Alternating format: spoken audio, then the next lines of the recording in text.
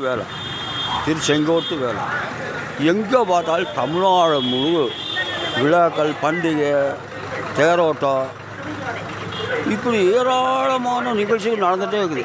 போன வாரம் சேலத்தில் துளுவ வேளாளர் திரௌபதி அம்மன் கோவில்னு ஒரு விசேஷம்.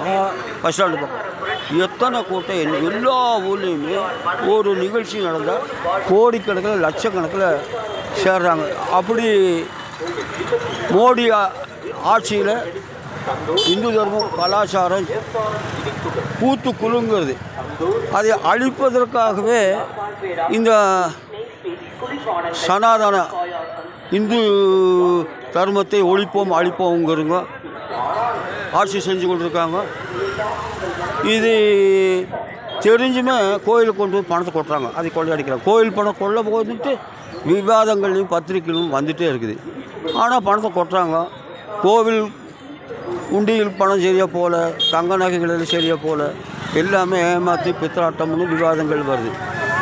உஷார் இந்து தர்மம் சனாதனம் வருகிற காலத்தில் வெள்ளட்டும். அப்படி இல்லைன்ட்டா குலநாசம் ஆகி போகுது. கோவில் சொத்தை கும்பிடுறவனுக்கு அந்த கோவில் சொத்தை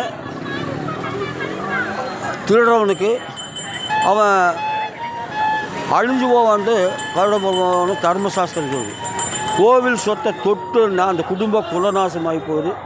ஆகவே இந்து தர்மம் சனாதனம் வெள்ளட்டும். கோவில் பணத்தை கோவில் காரியங்களுக்கு மாத்திரமே அது செலவழிக்கப்பட வேண்டும் அப்படின்ட்டு கோர்ட்டு சொல்லியாச்சு.